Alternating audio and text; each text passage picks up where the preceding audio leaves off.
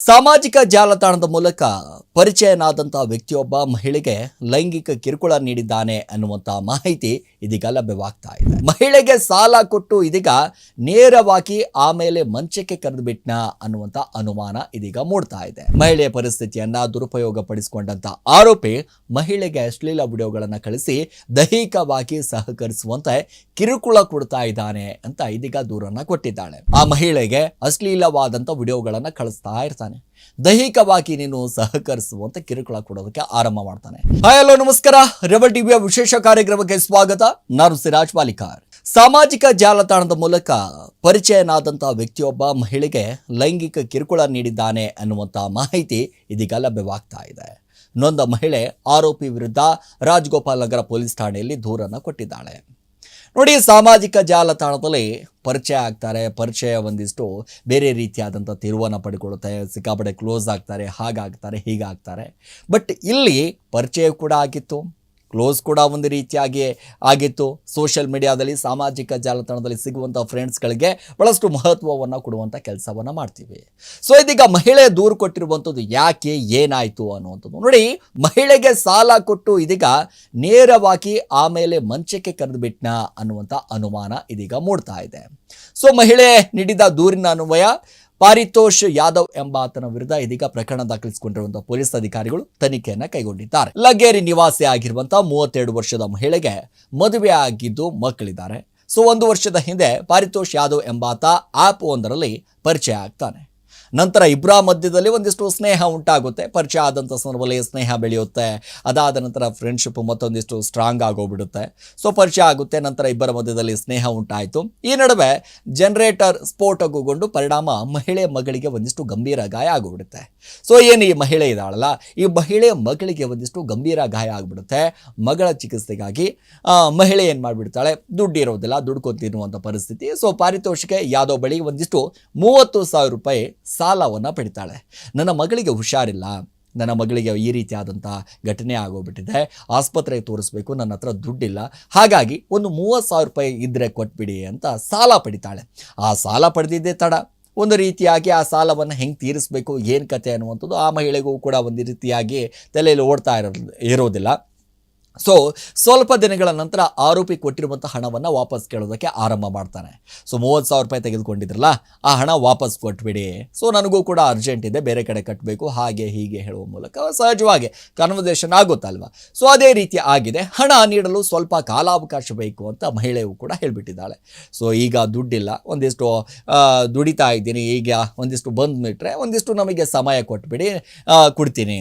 ಮಹಿಳೆಯ ಪರಿಸ್ಥಿತಿಯನ್ನು ದುರುಪಯೋಗ ಪಡಿಸಿಕೊಂಡಂಥ ಆರೋಪಿ ಮಹಿಳೆಗೆ ಅಶ್ಲೀಲ ವಿಡಿಯೋಗಳನ್ನು ಕಳಿಸಿ ದೈಹಿಕವಾಗಿ ಸಹಕರಿಸುವಂತೆ ಕಿರುಕುಳ ಕೊಡ್ತಾ ಇದ್ದಾನೆ ಅಂತ ಇದೀಗ ದೂರನ್ನ ಕೊಟ್ಟಿದ್ದಾಳೆ. ನೋಡಿ, ಒಂದಿಷ್ಟು ಸಮಯ ಬೇಡಿದ್ದಾಳೆ. ಹೌದು, ನಿಮ್ಮ ದುಡ್ಡು ಕೊಡಬೇಕು, ಇಲ್ಲ ಅಂತ ಹೇಳಲ್ಲ. ಮಗಳಿಗೆ ಒಂದಿಷ್ಟು ಆಸ್ಪತ್ರೆಗೆ ತೋರಿಸ್ತಾ ಇದ್ದೀನಿ, 30,000 ಕೊಡ್ತೀನಿ ಹಣ, ಒಂದಿಷ್ಟು ನನಗೆ ಸಮಯ ಕೊಟ್ಬಿಡಿ ಅಂತ ಹೇಳ್ತಾಳೆ.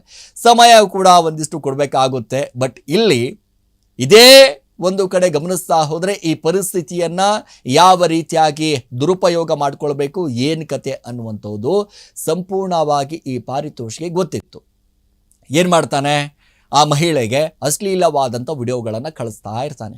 ದೈಹಿಕವಾಗಿ ನೀನು ಸಹಕರಿಸುವಂಥ ಕಿರುಕುಳ ಕೊಡೋದಕ್ಕೆ ಆರಂಭ ಮಾಡ್ತಾನೆ. ನೀನು ಏನಾದರೂ ನನಗೆ ಸಹಕರಿಸಿದ್ರೆ ನಿನ್ನ ನಂಬರನ್ನು ಒಂದು ಕಡೆ ಗಮನಿಸ್ತಾ ಹೋದರೆ, ನಿನ್ನು ಏನಾದರೂ ನನಗೆ ಸಹಕಾರ ಮಾಡಲಿಲ್ಲ ಅಂತಂದರೆ ನಿನ್ನ ನಂಬರನ್ನು ಸೆಕ್ಸ್ ಆ್ಯಪ್ನಲ್ಲಿ ಹಾಕಿಬಿಡ್ತೀನಿ ಅಂತ ಹೇಳ್ತಾನೆ. ಪಬ್ಲಿಕ್ ಟಾಯ್ಲೆಟ್ ಮತ್ತು ಸೋಷಿಯಲ್ ಮೀಡಿಯಾಗಳಲ್ಲಿ ನಿನ್ನ ನಂಬರನ್ನು ಬರೆದು ವೇಶ್ಯಾವಾಟಿಕೆ ಮಾಡೋರು ಅಂತ ಹಾಕ್ತೀನಿ ಅಂತ ಬೆದರಿಕೆ ಕೂಡ ಹಾಕ್ತಾನೆ. ಜೊತೆಗೆ ಅಶ್ಲೀಲ ಫೋಟೋ ಮತ್ತು ವಿಡಿಯೋವನ್ನು ಕಳಿಸಿ ಮಾನಸಿಕವಾಗಿ ಹಿಂಸೆ ಕೊಡೋದಕ್ಕೆ ಆರಂಭ ಮಾಡ್ತಾನೆ. ಈ ವಿಷಯ ಆಕೆ ಪತಿಗೂ ಕೂಡ ಗೊತ್ತಾಗಿ ಇಬ್ಬರ ಮಧ್ಯದಲ್ಲಿ ಮನಸ್ತಾಪ ಉಂಟಾಗ್ಬಿಡುತ್ತೆ.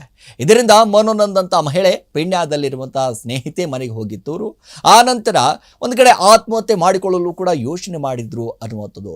ಶಿವಪುರ ಕೆರೆಗೆ ಹೋಗಿ ಒಂದಿಷ್ಟು ಕೈ ಕೊಯ್ಕೊಂಡು ಪ್ರಜ್ಞೆ ತಪ್ಪಿ ಬಿದ್ದಿದ್ರು. ವಿಷಯ ತಿಳಿದಂಥ ಸ್ಥಳಕ್ಕೆ ಬಂದಂಥ ಸ್ನೇಹಿತೆ ಆಕೆಯನ್ನು ರಕ್ಷಣೆ ಮಾಡಿ ಆಸ್ಪತ್ರೆಗೆ ಕೂಡ ದಾಖಲೆ ಮಾಡ್ತಾರೆ. ಮಹಿಳೆ ಸದ್ಯ ಪ್ರಾಣಾಪಾಯದಿಂದ ಒಂದು ಕಡೆ ಪಾರಾಗಿದ್ದಾರೆ. ಚೇತರಿಸಿಕೊಂಡು ಒಂದಿಷ್ಟು ಚೇತರಿಕೆ ಮಾಡ್ಕೊಳ್ತಾರೆ. ಅದಾದ ನಂತರ ಮಹಿಳೆ ರಾಜಗೋಪಾಲ್ ನಗರ ಪೊಲೀಸ್ ಠಾಣೆಗೆ ತನ್ನ ಮಾನಸಿಕ ಹಿಂಸೆ ಕೊಡ್ತಾ ಇರುವಂಥ ಆರೋಪಿ ವಿರುದ್ಧ ನೀವು ಕ್ರಮ ಕೈಗೊಳ್ಳಬೇಕು ಅಂತ ದೂರನ್ನು ಕೊಡ್ತಾಳೆ. ಈ ಸಂಬಂಧ ಪ್ರಕರಣ ದಾಖಲಿಸಿಕೊಂಡಿರುವಂಥ ಪೊಲೀಸ್ ಅಧಿಕಾರಿಗಳು ಆರೋಪಿಗಾಗಿ ಒಂದಿಷ್ಟು ಶೋಧವನ್ನು ನಡೆಸ್ತಾ ಇದ್ದಾರೆ ಅಂತ ಅಧಿಕಾರಿಗಳು ಮಾಹಿತಿಯನ್ನು ಕೊಟ್ಟಿರುವಂಥದ್ದು. ನೋಡಿ, ಲಗ್ಗೇರಿ ನಿವಾಸಿ 32 ವರ್ಷದ ಮಹಿಳೆ ಸಂತ್ರಸ್ತೆ. ಈಕೆಗೆ ಮಕ್ಕಳಿದ್ದಾರೆ. ವರ್ಷದ ಹಿಂದೆ ಆನ್ಲೈನ್ನಲ್ಲಿ ಒಂದು ಕಡೆ ಪಾರಿತೋಷ್ ಯಾವಾಗ ಪರಿಚಯ ಆಗ್ತಾರೆ, ಸ್ನೇಹ ಈ ಮಧ್ಯದಲ್ಲಿ ಎಲ್ಲವೂ ಕೂಡ ನಡೆಯುತ್ತೆ. ಆದರೆ ಮಗಳಿಗೆ ಹುಷಾರಿರಲಿಲ್ಲ. ಸೊ ಮಗಳಿಗೆ ಹುಷಾರಿಲ್ಲ ಅಂತ ಸಂದರ್ಭದಲ್ಲಿ ಒಂದಿಷ್ಟು 30,000 ರೂಪಾಯಿ ಹಣ ತೆಗೆದುಕೊಂಡಿರ್ತಾರೆ, ಸಾಲದ ರೂಪದಲ್ಲಿ ಪಡೆದಿರ್ತಾರೆ, ವಾಪಸ್ ಕೊಡಬೇಕು ಅನ್ನುವಂಥ ಅವ್ರದ್ದು ಮನಸ್ಥಿತಿ ಇರುತ್ತೆ. ಒಂದಿಷ್ಟು ದುಡಿದು ನಿನಗೆ ನಿಮ್ಮ ಸಾಲ ಏನಿದೆ ನಾನು ಕೊಟ್ಬಿಡ್ತೀನಿ ಅಂತ ಹೇಳ್ತಾರೆ. ಆದರೆ ಅಶ್ಲೀಲ ವಿಡಿಯೋಗಳನ್ನು ಕಳಿಸೋದು, ಕಮೆಂಟ್ಗಳನ್ನು ಮಾಡೋದು, ಒಂದಿಷ್ಟು ಸಹಕಾರ ಮಾಡಬೇಕು ಅಂತ ಹೇಳೋದು, ಅದಾದ ನಂತರ ನೀನೇನಾದರೂ ಸಹಕಾರ ಮಾಡಲಿಲ್ಲ ಅಂತಂದರೆ ಪಬ್ಲಿಕ್ ಟಾಯ್ಲೆಟ್ ಮೇಲೆ ನಿನ್ನ ನಂಬರನ್ನು ಬರಿತೀನಿ, ಸೋಷಿಯಲ್ ಮೀಡಿಯಾಗಳಲ್ಲಿ ನಿನ್ನ ನಂಬರ್ ಹಾಕಿಬಿಡ್ತೀನಿ, ವೇಷಾವಾಟಿಕೆ ಇವರು ನಡೆಸ್ತಾರೆ ಅಂತ ನಿನ್ನ ನಂಬರನ್ನು ಹಾಕಿಬಿಡ್ತೀನಿ ಅಂತ ಹೆದರಿಕೆ ಬೆದರಿಕೆ ಎಲ್ಲವೂ ಕೂಡ ಮಾಡೋದಕ್ಕೆ ಆರಂಭ ಮಾಡ್ತಾನೆ. ಸೊ ಇದೆಲ್ಲವೂ ಕೂಡ ಮನಸ್ತಾಪ ಒಂದಿಷ್ಟು ಜಾಸ್ತಿ ಆದಂಥ ಸಂದರ್ಭದಲ್ಲಿ, ಎಲ್ಲವೂ ಕೂಡ ಘಟನೆಗಳು ಜಾಸ್ತಿ ಆದಂಥ ಸಂದರ್ಭದಲ್ಲಿ ಮಹಿಳೆ ಏನು ಮಾಡೋದಿಲ್ಲ, ಏನು ಮಾಡಬೇಕು, ಹಿಂಗಾಗೋಗ್ಬಿಡ್ತಲ್ಲ. ಈಗ ಸೋಷಿಯಲ್ ಮೀಡಿಯಾದಲ್ಲಿ ಸ್ನೇಹಿತ ಆಗಿದ್ದೇ ತಪ್ಪಾಗೋಗ್ಬಿಡ್ತಾ, ಅಥವಾ ಇವನ ಹತ್ರ 30,000 ರೂಪಾಯಿನ ತೆಗೆದುಕೊಂಡಿದ್ದೇ ತಪ್ಪಾಗೋಗ್ಬಿಡ್ತಾ ಅನ್ನುವಂಥ ಲೆಕ್ಕಾಚಾರದಲ್ಲಿ ಬೇರೆ ಸ್ನೇಹಿತೆ ಹತ್ರ ಹೋಗಿ ಈ ರೀತಿ ಆದಂಥ ಒಂದಿಷ್ಟು ಘಟನೆ ಆಗೋಗ್ಬಿಟ್ಟಿದೆ. ಏನು ಮಾಡೋಕ್ಕಾಗ್ತಾ ಇಲ್ಲ, ಏನು ಮಾಡಲಿ ಅನ್ನುವಂಥದ್ದು. ನೋಡಿ, ಆತ್ಮಹತ್ಯೆಗೂ ಕೂಡ ಒಂದಿಷ್ಟು ಪ್ರಯತ್ನ ಪಟ್ಟಿದ್ರಂತೆ ಈ ಮಹಿಳೆ. ಮತ್ತೊಂದು ಕಡೆ ಯಾವಾಗ ಕೈಕೊಂಡು ಒಂದಿಷ್ಟು ಬೀಳ್ತಾರೆ, ಅದಾದ ನಂತರ ಆಸ್ಪತ್ರೆಗೆ ತೋರಿಸ್ತಾರೆ. ಸೊ ಇದೀಗ ಹುಷಾರಾದಂಥ ಸಂದರ್ಭದಲ್ಲಿ ನೇರವಾಗಿ ಬಂದು ಪೊಲೀಸ್ ಠಾಣೆಗೆ ಒಂದಿಷ್ಟು ದೂರನ್ನು ಕೊಡುವಂಥ ಕೆಲಸವನ್ನು ಮಾಡಿದ್ದಾರೆ. ನೋಡಿ, ಸೋಷಿಯಲ್ ಮೀಡಿಯಾಗಳಲ್ಲಿ ಸ್ನೇಹಿತರಾಗೋದು ದೊಡ್ಡ ಮಾತಲ್ಲ. ಆ ಸ್ನೇಹಿತರನ್ನು ಯಾವ ರೀತಿಯಾಗಿ ನೀವು ದುರುಪಯೋಗ ಮಾಡ್ಕೋತೀರಾ, ಯಾವ ರೀತಿಯಾಗಿ ನೀವು ಇಟ್ಕೊಳ್ತೀರಾ, ಅಥವಾ ಯಾವ ರೀತಿಯಾಗಿ ನೀವು ನೋಡ್ತೀರಾ ಅನ್ನೋದು ಭಾಳ ಮುಖ್ಯ ಆಗುತ್ತೆ. ಸೊ ಈಗ 30,000ಕ್ಕೆ ನೇರವಾಗಿ ನೀವು ಮಂಚಕ್ಕೆ ಕರಿತೀರಾ, ಅವರಿಗೆ ಅಶ್ಲೀಲವಾದಂಥ ವಿಡಿಯೋಗಳನ್ನು ನೀವು ಕಳಿಸ್ತೀರಾ ಅಂತಂದರೆ ಯಾವ ಮನಸ್ಥಿತಿಯಲ್ಲಿ ಇವರು ಬದುಕ್ತಾ ಇದ್ದಾರೆ, ಹಾಗಾದರೆ ಸಮಾಜಕ್ಕೆ ಯಾವ ರೀತಿಯಾದಂಥ ಸಂದೇಶವನ್ನು ಕೊಡೋಕ್ಕೆ ಇವರು ಹೋಗ್ತಾ ಇದ್ದಾರೆ ಅನ್ನೋದೇ ಗೊತ್ತಾಗ್ತಾ ಇಲ್ಲ. ಇದಾಗಿತ್ತು ಇವತ್ತಿನ ವಿಶೇಷ. ನಿರಂತರ ಸುದ್ದಿಗೆ ನೋಡ್ತಾ ಇರಿ ರೆಬೆಲ್ ಟಿವಿ.